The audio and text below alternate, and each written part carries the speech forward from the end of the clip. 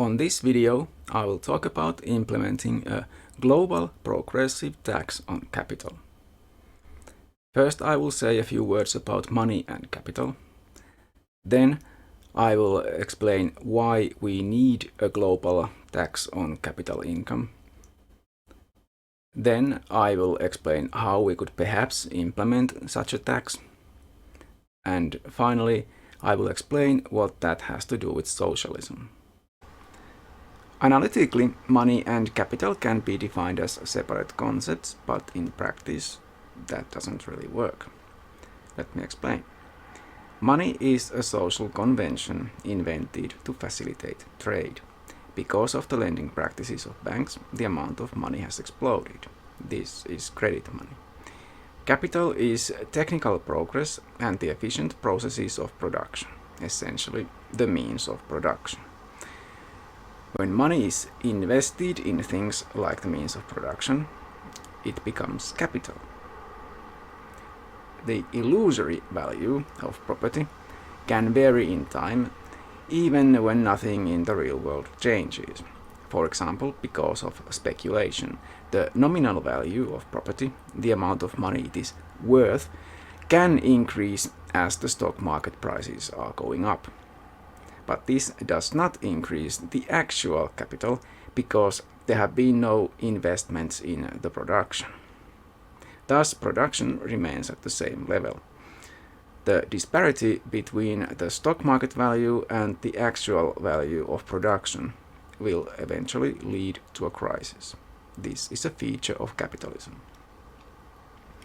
While money can be transferred across the globe in an instant, actual capital cannot. When an investment is made in another continent, it will almost certainly also require the transfer of money, as for example the builders of a new facility have to be paid, as will other employees locally. Money can move more freely in financial markets, where it is not directly connected to production processes. So clearly there is a difference between money and capital. That said, the value of invested capital is easiest to measure in money. Thomas Piketty's definition of capital includes money, all wealth created by people as well as natural resources. He points out that wealth, such as gold, can be and has traditionally been used as a factor of production, for example in making jewelry or computer parts. At the same time, it has been a way to store value. This dual nature has always been shared by all forms of capital. This means that the analytic difference is not a very useful one in practice. It is just something to be aware of. For the purposes of this video, I will be using Piketty's definition of capital. Piketty shows that capital income is always distributed less equally than wage income.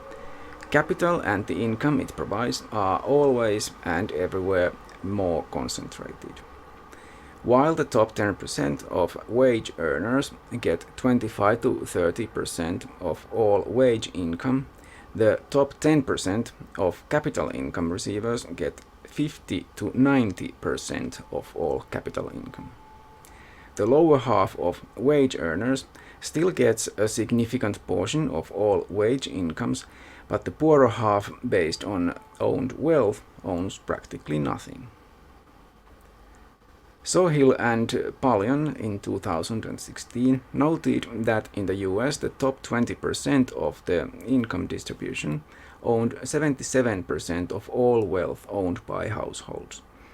Since 2010, the top 1% has owned more of the whole wealth than the whole middle class, where middle class is defined as the middle 60% of the income distribution. Since the recession of 2007, only the top 20% have even been able to recover, while the top 1% has significantly increased their income.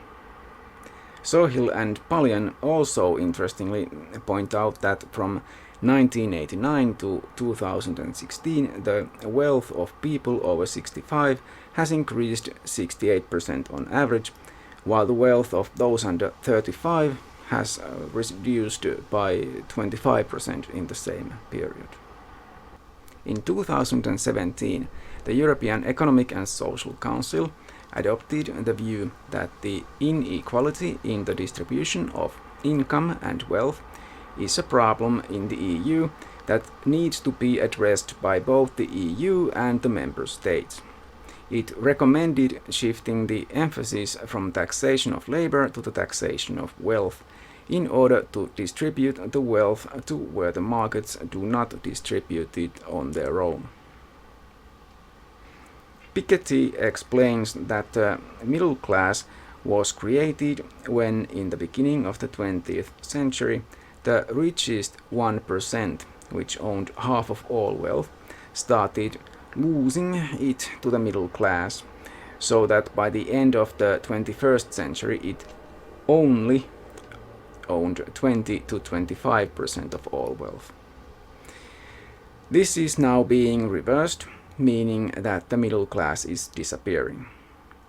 If a stable society requires the existence of the middle class, then this reversal will lead to social instability.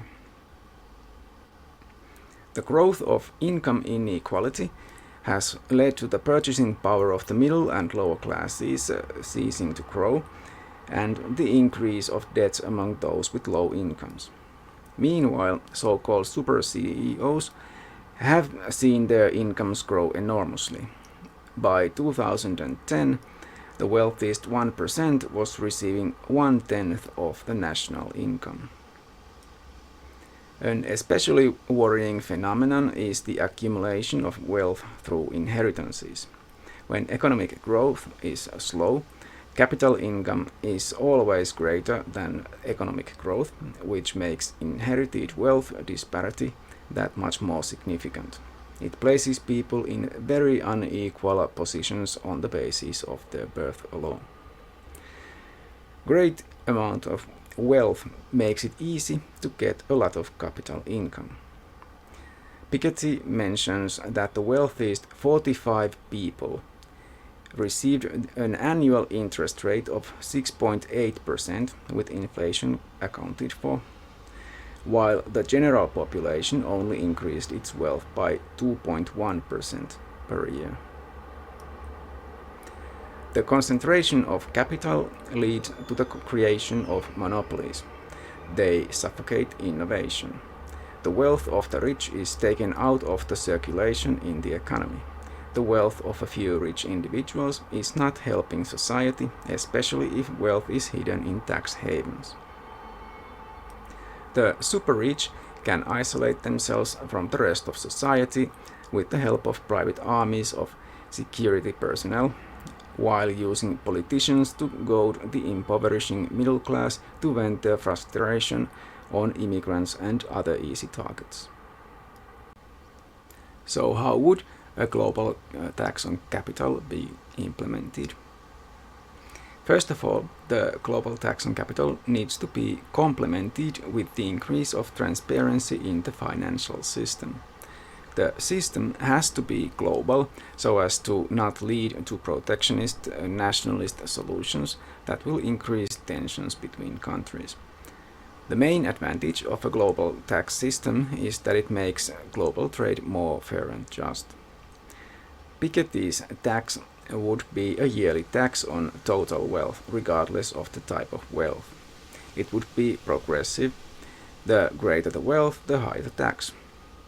The wealthiest get many times more capital income than the average, so they can afford to pay more taxes as well. A higher tax rate would also encourage the owners to seek higher profit, thus hopefully increasing investing. The system has to be transparent to prevent hiding wealth in tax havens. If the wealth data cannot be made public, the tax system could be based on automation.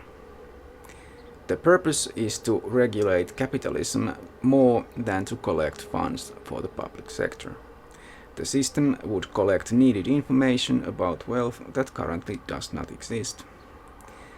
As a kind of registration fee, Even a small tax could be used as a proof of ownership, which would be useful for owners and inheritors. Many international organizations would be needed to implement this tax.